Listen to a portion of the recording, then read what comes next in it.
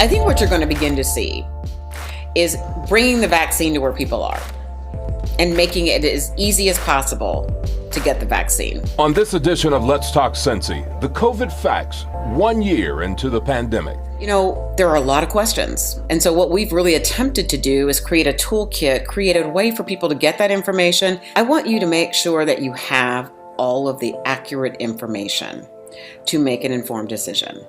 From WLWT, this is Let's Talk Cincy, presented by Western and Southern Financial Group. Put our financial strength behind you. We've all heard the saying, knowledge is power. Well, add to that another quote, information is liberating. Hello, everyone. I'm Curtis Fuller, and welcome to Let's Talk Cincy. As communities begin easing restrictions related to the COVID-19 pandemic, and as vaccines become more accessible to practically all age groups, reliable knowledge about COVID-19 and the vaccine is the key to unlocking information that will free us from this deadly pandemic.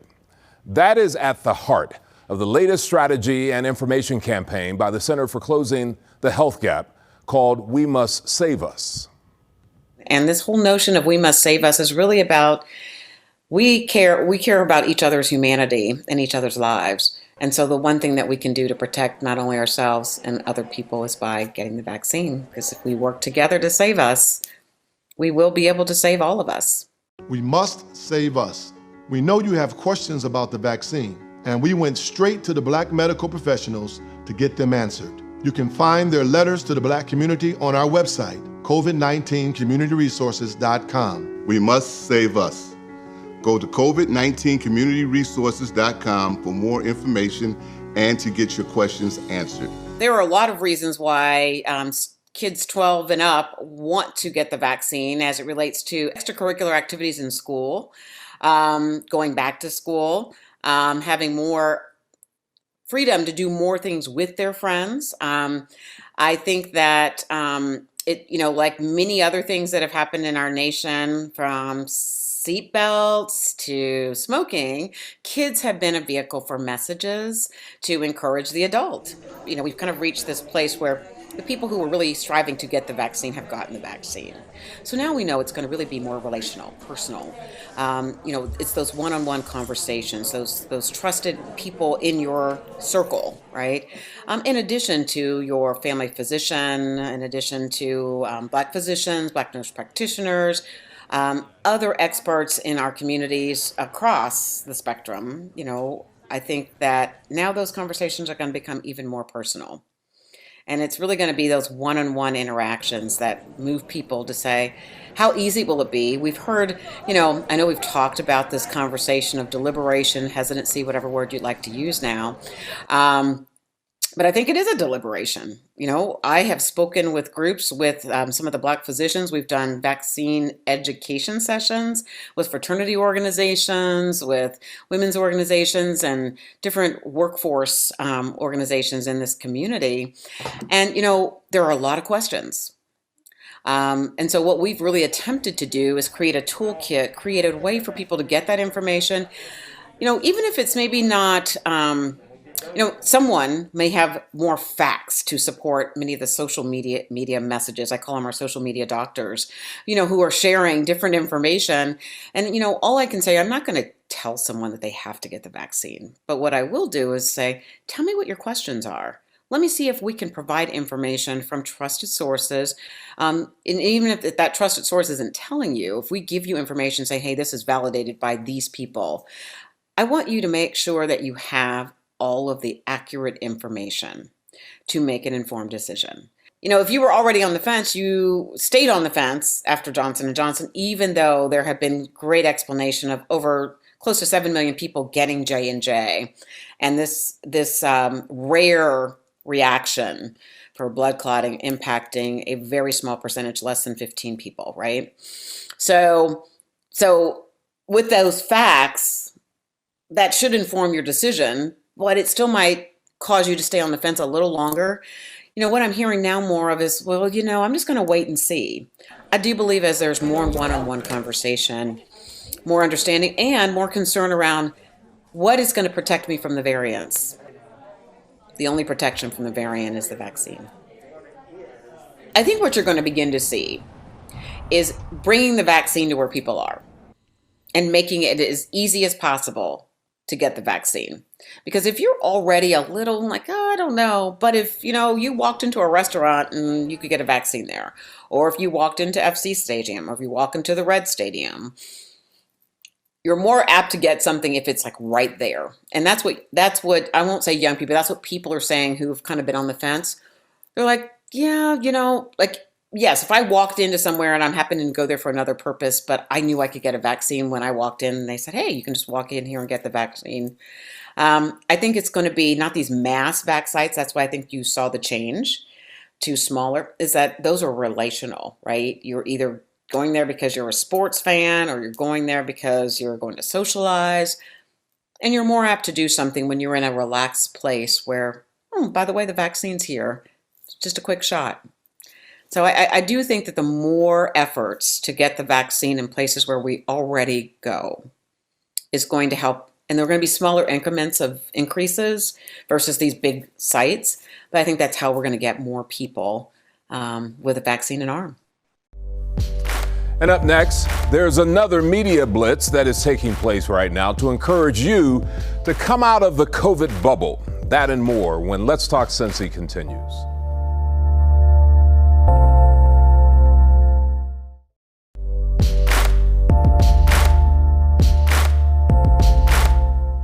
Well, it's no secret, many of you still have a lot of questions surrounding the COVID-19 vaccines. So we posed some of your questions to local health experts. Now, this first question is about booster shots. This person said, I received both Pfizer shots back in February. Should I schedule another appointment for a booster? We took that question to Patty Manning, the chief of staff at Cincinnati Children's Hospital. Here's her response. We actually don't know for certain yet when we should time a follow-up vaccine. I don't think anybody should be scheduling any second vaccine just yet. I think they should wait for guidance that will be coming out, I'm sure, within the next few months. It's probably more likely into the fall or winter time that we would be doing another round of vaccines, very similar to flu vaccines. Well, several people asked this question. Is the vaccine safe for people with diabetes? Here's Susie Francis, the head of St. Elizabeth's Ambulatory Pharmacy, with the answer. We've had some questions about should diabetics get vaccinated. The answer is absolutely yes. What we do know is if you have diabetes and become infected with COVID, your chances of having severe consequences are much higher. However, if you are vaccinated, you are highly protected. In fact, each of the 3 different vaccines had about 3,000 people with diabetes in their studies. And so we do have a lot of data on people with diabetes and being vaccinated. No difference, no safety difference than anyone else. We do know we have seen some people with diabetes that have some elevated blood sugars for a day or two after being vaccinated, but that goes away after a couple days. Well, this next question said, how do you know the potential long-term side effects of a vaccine that was only studied for a very short period? Here again is Susie Francis from St. Elizabeth. Yes, it does seem like we have looked at this very quickly and approved these very quickly. But the fact is the FDA is requiring just as much data as any other vaccine. We've just removed that red tape.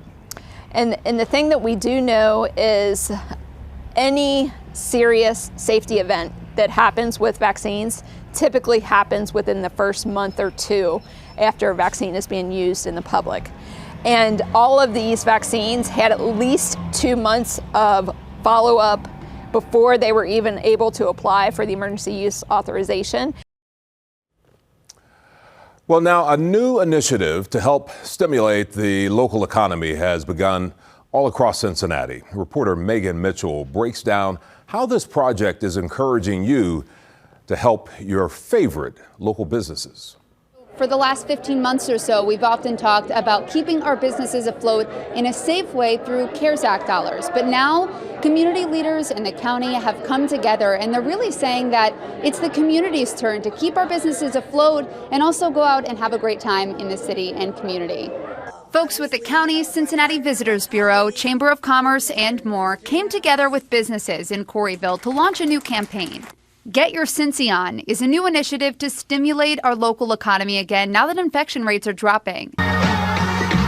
You'll see different spots on TV and online promoting safe practices and getting out and about again to not just keep our small businesses going, but growing as well. Their message: it's safe to get out again to different restaurants, hotels, shops, and more, and also to follow the guidelines of those individual businesses.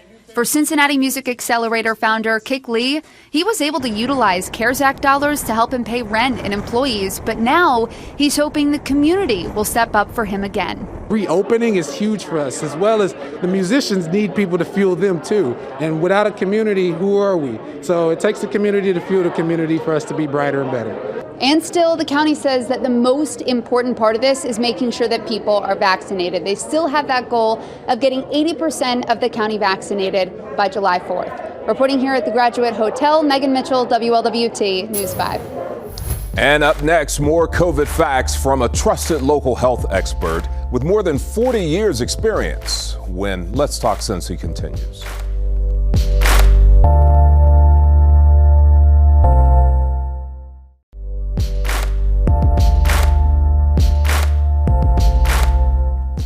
The CDC says although fewer children have been infected with COVID-19 compared to adults, children can be infected and get sick and spread COVID-19 to others.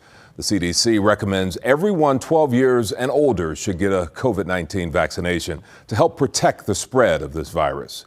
Right now, hundreds of thousands of children have already received the vaccine, but we hear from a lot of parents who still have many questions about how safe the COVID vaccine is for their kids.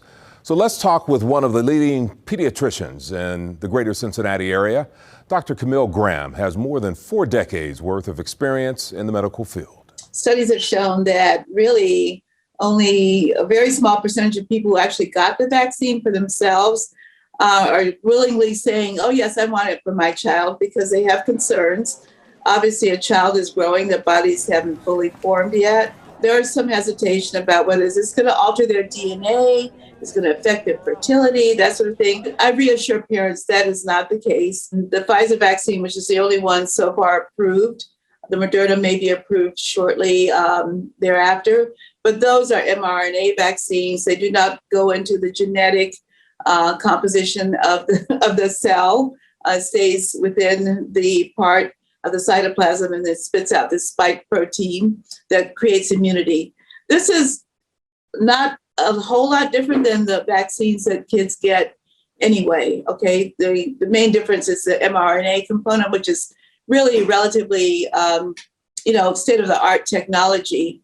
But parents should be reassured that it's going to work, okay? So that's the main thing. I think parents want to know, is it effective, and then is it safe? So the safety data, there were clinical trials done, not as many as for the adults, but on 1,000 young people who got the vaccine, they had the same kind of side effects that young adults get, like headache, fever, arm pain, chills for a couple of days, but there were no serious safety events in that population. And the good thing is, of the over 1,000 that got the vaccine, none of them actually got COVID, whereas about 100 of a similar cohort got COVID. So it is effective, it is safe. It does not alter fertility. For even people who are worried about pregnancy and the effects on the baby, some people in the first trials got the vaccine and didn't realize they were pregnant and went through pregnancy. No adverse events in the pregnancy or the baby. So that should be very reassuring to parents. And this is what I tell them. I think, anytime you have something that's new, COVID is new, the whole disease is new, right? Vaccine technology is not that new. We've been vaccinating in this country since Onesimus, who actually is, a former slave who introduced smallpox vaccination to this country. So that's a really long time. We know that vaccines work and that they go through probably more rigorous testing with vaccines than, the common drugs that come on the market every single year. So vaccine safety is something we take very seriously. And, as a pediatrician, I have my vaccine button. So all of us have gotten it, and we're here to say we feel very confident in the vaccine that's out there. Is this the toughest challenge you've had in 41 years, or have there been other challenges that compare to this? Oh, yeah. I think, as pediatricians, we're so used to parents questioning vaccines and vaccine safety. And certainly in the last 41 years, we've seen a lot of vaccines come on market that were not there. When I started out, we had DPT, we had MMR. Hey, that was it. So, life was relatively simple. So a lot of the parents that, you figure they weren't even born when I finished. As these new ones have come out, I think we found a lot of hesitation. We find a lot of hesitation every year around influenza vaccine. We find hesitation around HPV vaccine. I do have to tell parents HPV vaccine is no longer new. It's been out quite a few years, long enough where the first people who got it, the first people who are in clinical trials are now in their 40s. Happy to report their incidence of cervical cancer is a whole lot less than people who didn't get the vaccine. So I think we're used to this. We're used to the early adopters that, I want it for my kid. Then we have people who, kind of wait and see, and then there are late adopters, and then there are people who are just resistors who are not going to get it no matter what you tell them. So we're used to that. I think it does involve that one-on-one conversation with the pediatrician or with your family provider. I don't think it's going to be necessarily a blanket advertisement that's going to convince everybody. But I think, we're willing and happy to answer any and all questions anytime. We went maybe 6 months or longer of just complete misinformation that you guys now have to correct. Yeah, absolutely. And it was at a time when people were kind of isolated too. So they had their television sets on 24 hours a day, information coming from all directions. And we're still combating misinformation. Pediatricians are used to that, though. We've been battling the vaccine misinformation for quite a few years. As not just the COVID vaccine, but, all vaccines. A lot of people are hesitant now that, this is a big change from when I grew up. When polio vaccine came out, nobody questioned, should I get this for my child? Because we remember the kids who were paralyzed, the kids in iron lungs. And that's another thing, a lot of people say, well, COVID is pretty benign in kids. No, it's not necessarily. Over 300 kids have died from COVID. And some kids that have had the MISC, the multi-symptom inflammatory syndrome, and we're not sure yet the long-term complications of that. We know adults have had neurological problems that have persisted. We know that there are heart problems that can happen. So, everyone says, well, why should I get a flu shot? Because flu is not that bad. Well, it's not that bad until your child is the one that winds up in the hospital with a complication. And I know when my daughter got the vaccine, I cried. I'm crying now because, to me, this is our polio. This is our chance to, really make a big difference in the quality of life for these, not just young people, but our seniors and parents and poor parents. Oh my gosh. I think every parent has a kid in school this year deserves a medal. Seriously, because it's been a very, very difficult time. And I think we all want to come out of this, but we have to do it safely. Absolutely. Well, here are a few more important things to know for anyone getting the vaccine. You will not be charged for a COVID-19 vaccine. COVID-19 vaccination providers cannot charge you any administration fees or copays, and you cannot be denied a vaccination if you do not have health insurance, if you're underinsured, or if the provider is out of network. And remember, you will not be required to get additional services in order to receive a COVID-19 vaccine.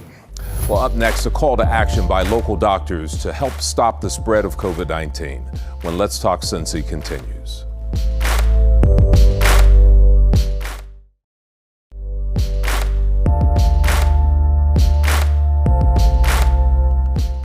We want to hear from you. Send us an email with your ideas. The address is ltc@wlwt.com.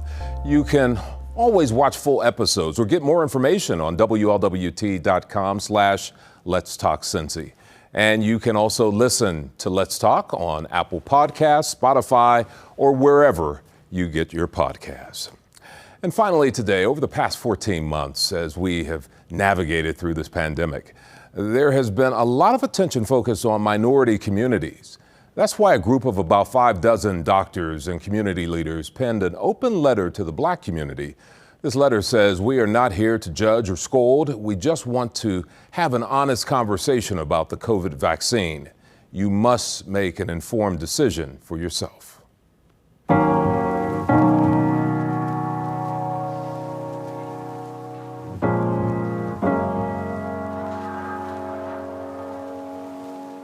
The Black community has been disproportionately affected by the COVID-19 pandemic. A lot of Black people work in nursing homes and in hospitals, doing a lot of the work that puts them in contact directly with people. There is a long-term mistrust of the medical community and not complete acceptance of things that are said in the medical community. And that's something that the medical community in general has been guilty of. Well, the good news is that the vaccines that have been developed, they were both developed based on research that's been going on for a couple of decades. And there are some African Americans who have been involved with this research as well. You actually do need to go ahead and get the vaccine, and it's an urgent issue, mainly because the virus is changing, and the vaccines that we have right now work against the virus as it stands right now. Not only will it protect you, perhaps keep you from getting a serious illness with COVID-19, but it also protects your family, friends, and coworkers. The mortality, the economic impact to the African American community has been incredible, and we have to do everything that we can to reverse what we have seen, and it starts with getting the vaccine. It is a necessary step to us becoming normal once again. I think everyone wants to get to that point.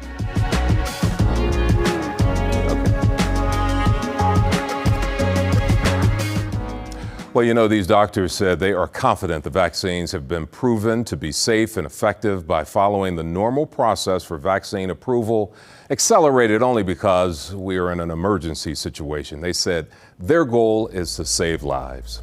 Well, that does it for the program today. Thanks for joining us. We'll see you again next week for another edition of Let's Talk Cincy. Have a nice day.